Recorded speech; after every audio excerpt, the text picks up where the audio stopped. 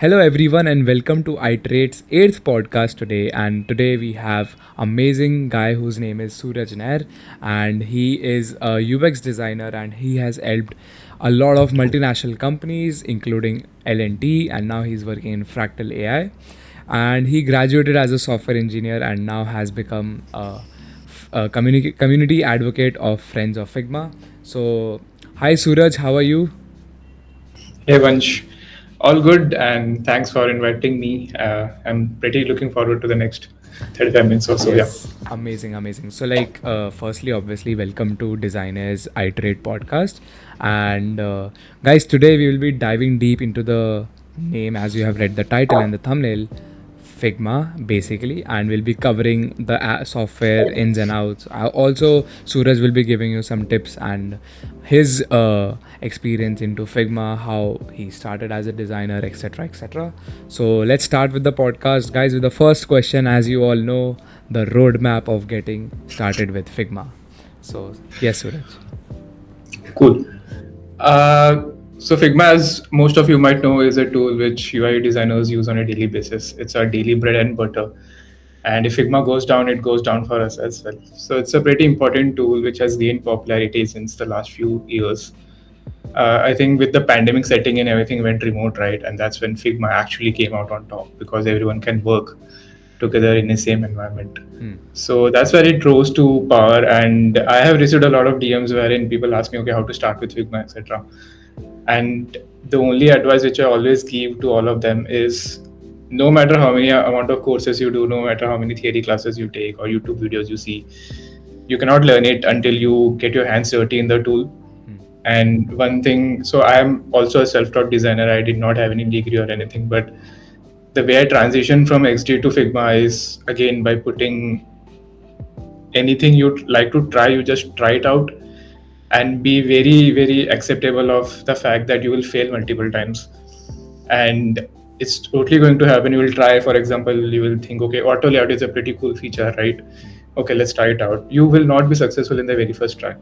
You have to accept that fact, be very comfortable with the fact that it will take you a few trials and errors to get comfortable with it. And once you get comfortable with it, you will start plugging it into your project slowly, and then you will start, eventually getting more comfortable, and you'll try experimenting. And that phase is very beautiful, I would say, wherein you are so much in sync with the tool, wherein you are like, okay, I know how to use it. How can I make it use in multiple other ways? So the first thing, of course, with Figma is you have to definitely try it out, do a hands-on. And what I would suggest is the conventional way is you go to a YouTube video search and then try replicating it. I would say don't do that. Try going directly to the tool, try out all the features one by one, try figuring out, okay, what can be this used for? And if you are stuck, then go to YouTube and search, okay, how can you do this? So this is the alternate route which a lot of people don't take because I understand it can be overwhelming at times because the tool is very pretty simple, but if you're pretty much new to design, you can be a bit overwhelmed. If you have used XD before, great. If you have used some Adobe softwares before, it can be easier. But definitely hands-on is for sure. And the second thing which I would recommend is attending workshops. With workshops, you can actually see the person actually, designing in front of you, so you can actually follow them. The only challenges with workshops is sometimes pace is different, so for you it's a bit difficult to catch up. So you have to ensure that you follow up with the instructor, be a bit vocal. If it's difficult for you, you don't think there are other 100 people in the call, I should not raise my hands. No, it's your platform, you're paid for it maybe. So definitely raise your hands, be very vocal, and always reach out. There are always people who have been pros at Figma, people who have been using Figma for such a long time. All you have to do is just DM. And that's something which I realized as well along the way, that if you're stuck, there's always someone who knows how to do it.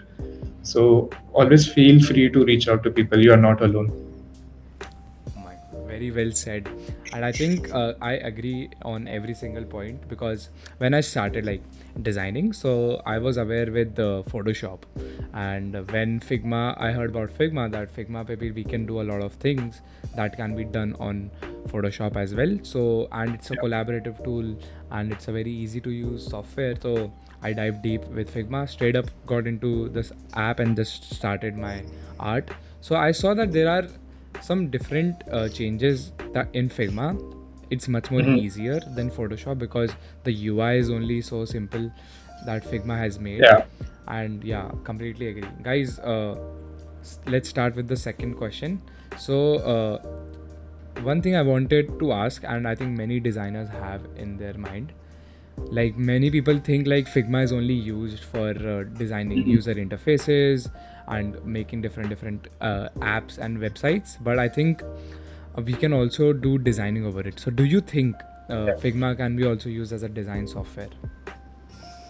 I think it can be used for a lot of other options as well. For example, I use Figma a lot to create my presentations because I'm so used to Figma. It's pretty easy for me to quickly mock up something and just create a slide.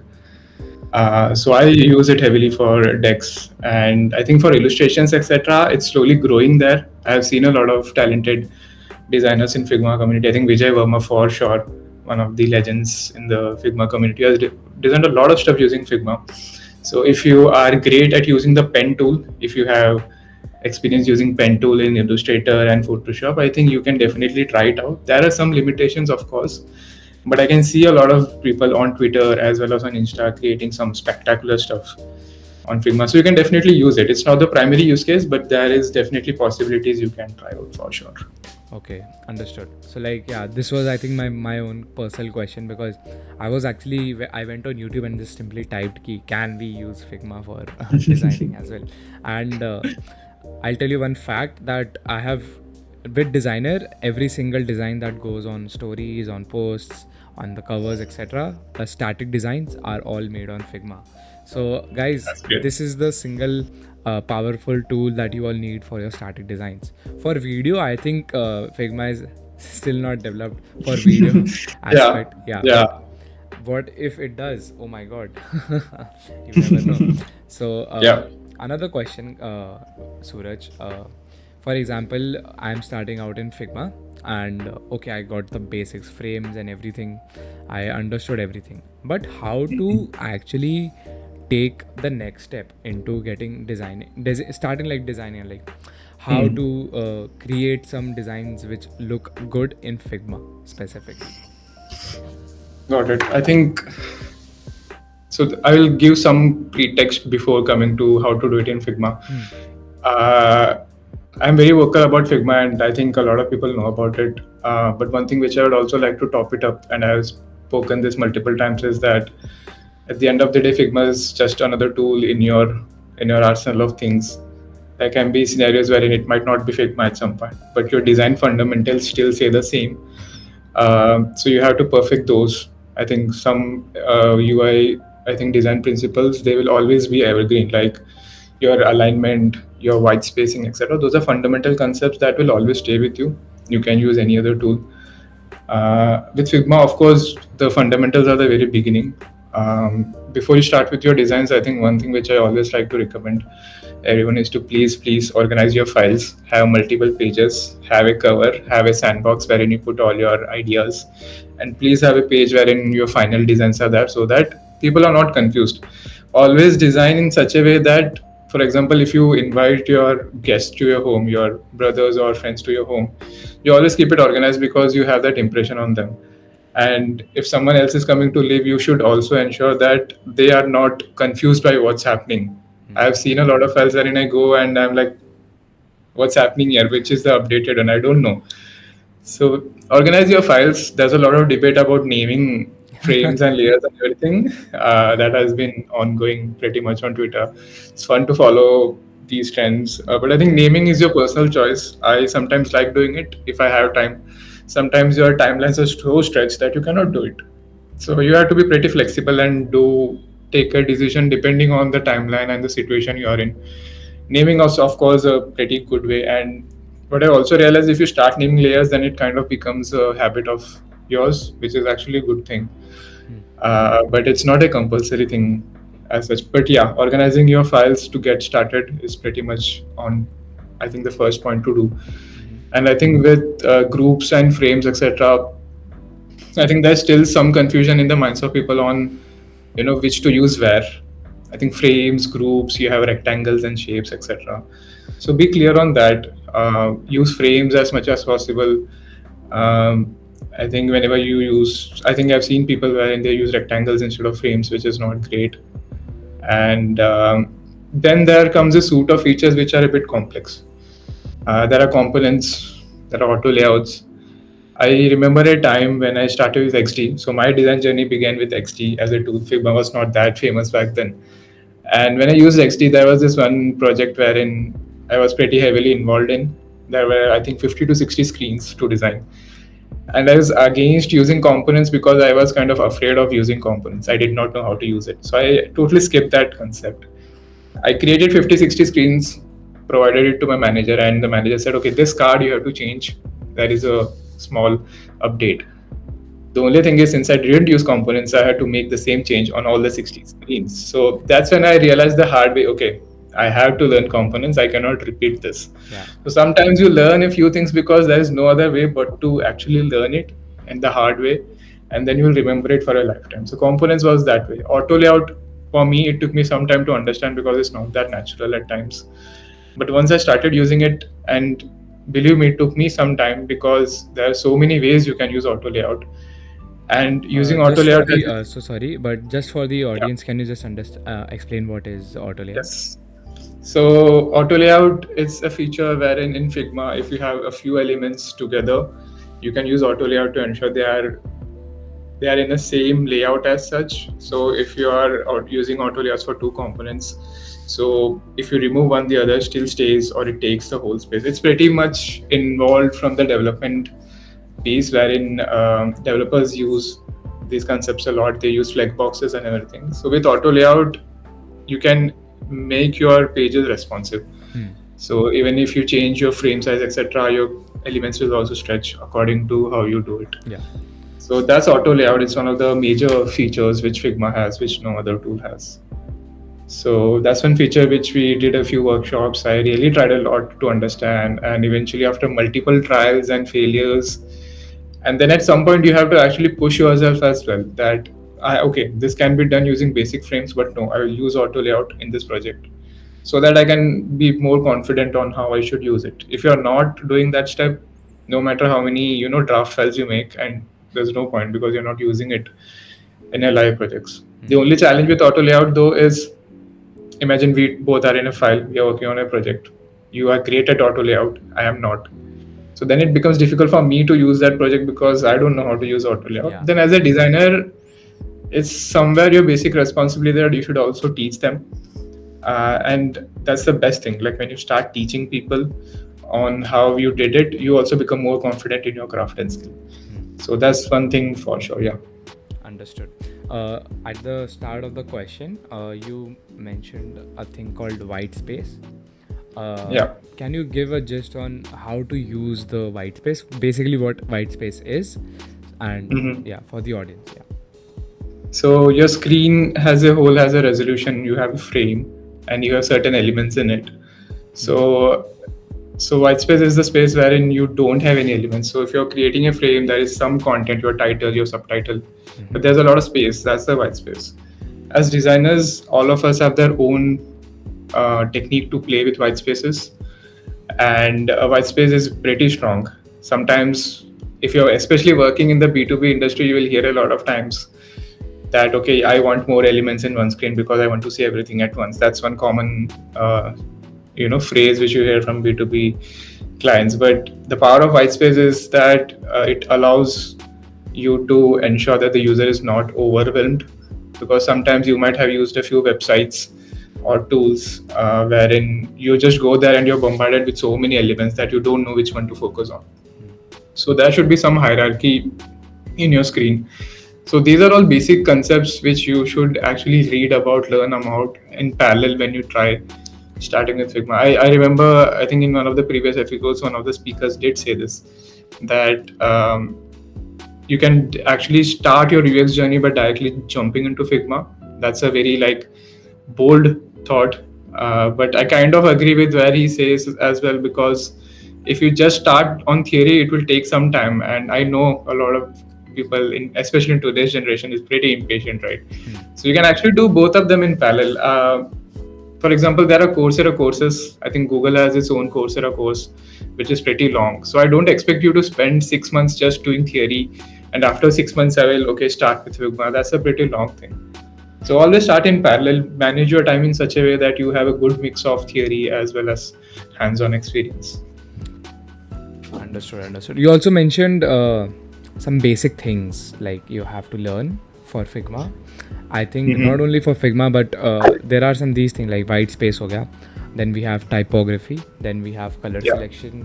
So guys, I Yeah. think you all should understand these 4 5 terms and how can they play a psychological role in your design.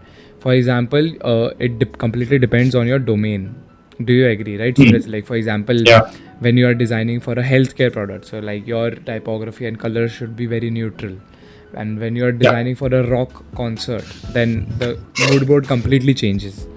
So when designing, mood boards are very important. So Suraj, what do you think? What is the definition of mood board according to you? Okay. I think mood board is a pretty much useful thing. When you start a project, I think if you have a lot of research to do and there's some branding which is going to be involved, you can definitely create a mood board wherein you can bring in elements which you feel are pretty much related to your project. And it can be totally unrelated as well.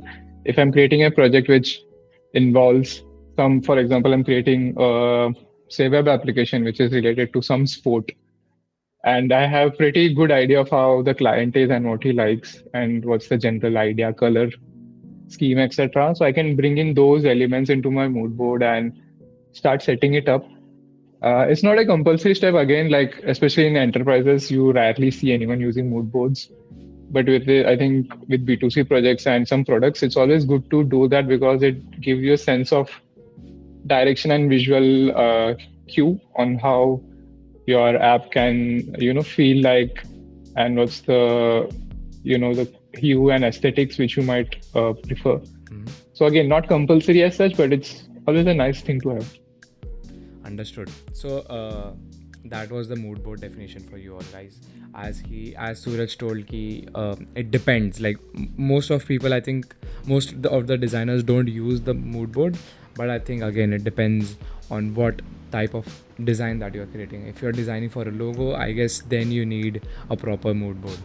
But I think when it comes to like UI and UX designing, mood board is not that necessary. Am I Yeah. right? Yeah. So, Yeah. okay. So, we have covered the basics, I guess. But now let's take the podcast to the next phase, that is artificial intelligence segment. And I think it's the best term of from starting from 2020 to end, that ChatGPT, etc. People started using AI in their models. People like Yeah. companies like Figma, have incorporated AI in their Yes. website builder. But starting with the first question, getting into artificial intelligence, do you think, because from what I have seen in ChatGPT 4 model, that if you give Mhm. it a wireframe of a website and take a photo of it and just upload on ChatGPT, it will give you the exact code you need to replicate Mhm. the specific wireframe. So, do you Yeah. think artificial intelligence can put user experiences and user interfaces jobs into danger? I think it will impact in some way or the other. So I work at Fractal, and it's predominantly a data and AI engineering company. And so Srikanth is our CEO, and he has put it in a quote which I think I really agree on, that AI will not take your jobs. People who are using AI will take your jobs. So AI is something which you should always have in your arsenal, and I think in this day and age, it's always about upskilling yourself. So AI is just another thing which has come into the fray. If you remember, a few years ago, it was NFTs, it was crypto, everything had a phase. But with AI, it doesn't feel like a phase because we have come so deep into it, and the things which you are seeing on a daily basis, it feels as if, okay, what did I see yesterday? It is so outdated. And I think it will definitely impact. And that's one thing which I will definitely say and advise every designer out there, that always keep an eye out on trends.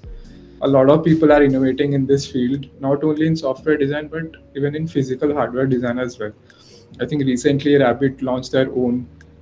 device, which is like a large Yeah, Rabbit design, na? action model. The Rabbit company. Yeah, I saw that the orange R1. orange box. Yes. Yeah. Can you give So pretty interesting. can you give a basic introduction on that for the audience? So Rabbit is a large action model product wherein so it is AI powered. So this is what I understood from the basic video of it. It's an AI powered device wherein you can give voice inputs. It will give you a AI generated output. It also has a small screen wherein it can give you generated outputs. It also has a camera on it. So it's basically saying you don't need a smartphone or a smart laptop in view. You can also have a device which can emulate all these AI features for you if required. I don't know how its experience will be because I think it's just shipping out.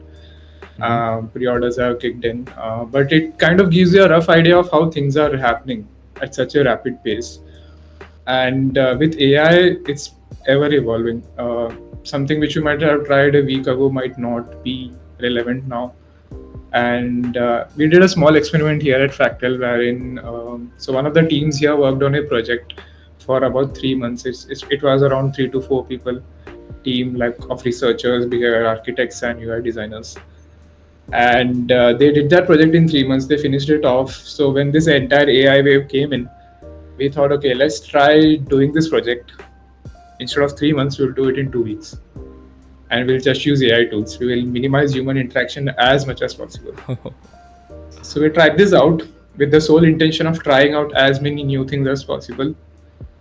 The output is secondary on how the output will. So we'll compare, right? Okay, 2 weeks ka output is this. Your 4 months ka output is that. So we'll obviously compare, but for us that was secondary because we definitely knew the output given by a 3 month team will, and with so much skill into the game, will be definitely better. They have a lot more context. But what we understood is this was done back, I think, in May. So Jan is pretty long now. But we understood at that point in time a lot of things AI cannot do because it lacked some context and they were just not capable enough to do it. But what we see now is when I look back to the PPT, we are doing a presentation tomorrow. A lot of things are evolved. A lot of tools which we used back then, which had not much capabilities, all of them have become like pro versions of themselves, and you can do a lot of stuff.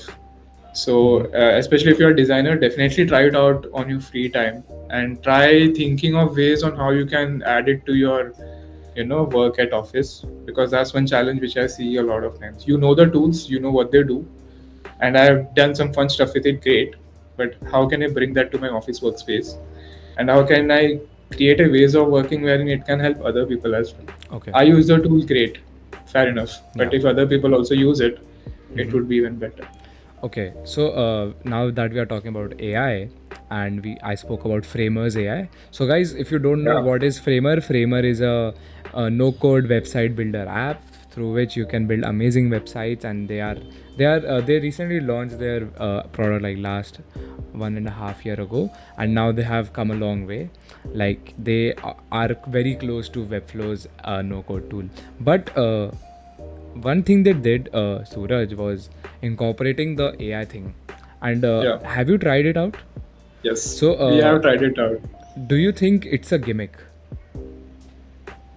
I think it's only great for, so if I have a small restaurant and I need a pretty quick design and I do not have thousands of dollars to spend on freelancers and agencies to design it, I can start out with Framer for a basic template. I will still have to make edits, of course, is what we understood while using it. But when I used it with my friends, I did not expect this much of an output in the very first product release. So that was pretty interesting. And the thing with AI tools is they learn so much every day. The next day you use it, it might even give a better output.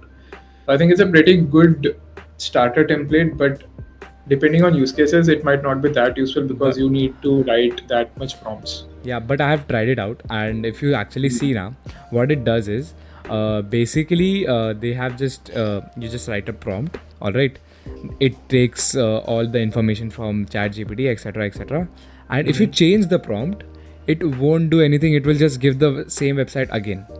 So Okay. I think here, no offense to Framer, because I think every company will do that when it comes to Yeah. a shift in technology, because developing a AI generator website app, and that too for free, is very difficult for any company. True.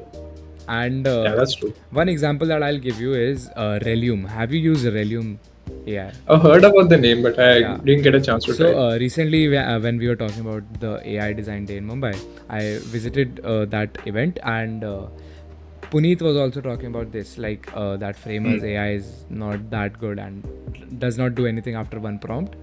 And Okay. when it comes to Relium, it gives you a full detailed description of every single thing. It gives you a site map as well, like all about your Okay. nav bar, about section, etc., to develop the user experience and how you Uh-huh. can improve it. Then they have the website as well. But uh, to make a Relium a successful product, what they did, they just made the first landing page of the company, and Okay. for the specific prompt that you have entered, and to generate other other pages of the website, you have to pay for it. Of So I think course. that's feasible for any company, Yeah. and Yeah. that was an amazing insight that I gained, and I think this is very interesting for us designers as well. So Yeah. also one more tool that I wanted to talk to you about. Have you used Spline, the 3D app? Spline is the 3D. It's almost like Blender, right? I haven't Yeah. tried it out, but I've heard a lot of designers using it. Yeah. So what do you think, what is the future of 3D design right now? Because of one Yeah. second, because of just the Vision Pro coming into play, and Oh like yeah. slowly, 3D stuff, spatial design, or Yes. all the companies are getting into AR and VR. What do you Yeah. think is the future of 3D design in UX? I think definitely a lot of designs will transcend beyond your screens. I think at some point screens will become just another thing of the past. Maybe you have seen those Iron Man movies, right, where everything is in the palm of your hands and everything. It's pretty much closer to where we were back in the days. And with the spatial design coming into the picture, I think Apple always innovates in a lot of fields, and this is one definitely a new thing. And I'm pretty sure a lot of other companies will now start chasing that, and which will require a lot of designers in these fields. And these are pretty niche fields. You don't have much designers in this field. So if you're starting out and you definitely have a lot of interest, do try it out, because there will definitely be a lot of demand of these things in the future for sure. And I think 3D especially, I've seen a lot of upcoming websites wherein they have these effects which makes it a bit more interactive, and you also feel engaged. It's just not just another 2D scrolling website. So definitely it adds a bit more interactivity, and if you interact with the user, they feel a part of the tool, then it's a win-win. So Yeah. definitely more of these are coming up for sure. Yeah, I completely agree on that. And guys, if you don't know what Blender or Spline is, basically with Blender you can create 3D objects of your imagination. And if you have ever heard about Spline, so it's just another 3D application where you can design for your websites. Like you can add those 3D elements in your website once you have made that on Spline's developer. So guys, if you have any interest in these different apps that we're talking about, I will be adding all of them in the description. You can go and check it out. And as we are talking about future here, Suraj, so I wanted to ask you, as designers community is based on students and in upcoming Yeah. designers, what do you think is this pay like payment of or salaries of UI UX designers? Do you think people should consider UI UX over any other design field? I think the beauty of UI/UX is that no matter which field you are from, you always, like, if you're pretty much interested in creating great user experiences. And I think every one of us uses a product, right? We Yeah. use an app, use a website, and sometimes we are so angry. Look, if it was me, I would have done it in this way, or you could have done it in that way. So you have a lot of ideas, the way you look at things, the way you solve problems. I think problem solving is definitely a core of UI/UX, but the major part is that it has to be a lot of, the user should be the core. There has to be some empathy towards the user when you design it. So a lot of friends of mine, even I'm from engineering. A few of my friends who are transitioned into UI/UX are from architecture. Mm-hmm. So eventually you can get into the field, and things have changed. I think in the last 1 year, the last 1 or 1.5 years have been pretty crucial in the UX space, especially in India. I think there was not much awareness when at least I started about UX. And when I started, I don't mean 2010s or something. I started very recently in 2018. And then also the competition for jobs was not that much. But what has recently happened is that I think there are a lot of design cohorts and a lot of communities that have come up. And what has happened is, a lot of now people are aware of this section of design, and there's a lot of influencers out there, and there's a lot of content on UI UX that has gone out, so people are pretty much aware. This eventually results in more people coming into the industry. And now, right now, the situation is that the market is pretty sad at the moment, wherein finding jobs have become very tough. And one of the major contributors is that a lot of applicants, like, I recently saw a job post that gone out for 24 hours, and there's already like 600 700 applications. And then it becomes very difficult for the recruiter whom to choose, because when you look through all the resumes and portfolios, all of them, most of them are templatized. So this is one way wherein designers, if you want to really get a job, please try standing out from the crowd. All of us have a story to tell. At the end of the day, all of us our own personal, opinions and things that we feel are a core part of being us as individuals. So put it out there in your portfolio so that it stands out. You should not just be another, framer or a Figma template out there. So, and I think in terms of pay, it depends again on your skill and the company you apply to.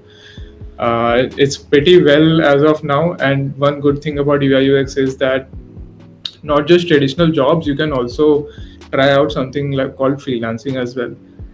You can build your own agency maybe, and you can handle multiple clients as once. And that's also something which you can try out, and there's a lot of scope for that, is what I have recently known as well. Because the good thing about freelancing is that you can actually try multiple types of projects, different type of clients, different type of challenges, etc.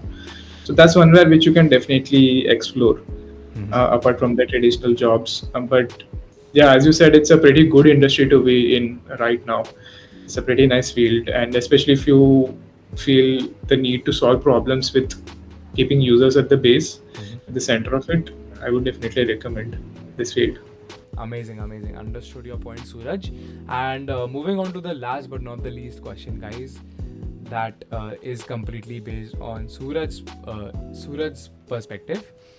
That what are the tips and tricks that Suraj has for the audience today to become professional designers? I think I do have a few bunch of these. I think one thing is always be proactive.